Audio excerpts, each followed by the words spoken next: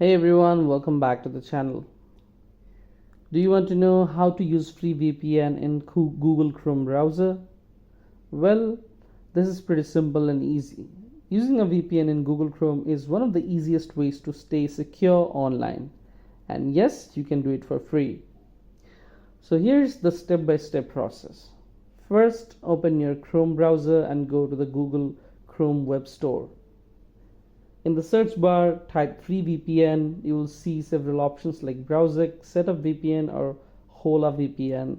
These are free and easy to use. Next, choose a VPN with good ratings and click Add to Chrome. Then click Add Extension. Once added, you will see the VPN icon on the top right corner of your browser. Just click it, choose a country or server, and turn it on, and that's it. Now your browsing is private and you can access content from other regions. Remember, free VPNs are great for basic use, but for more speed and security, you might want to explore premium options too. Do you want to try it yourself right now? Link is in the description box. Go check it out and protect your browsing today. Thanks for watching.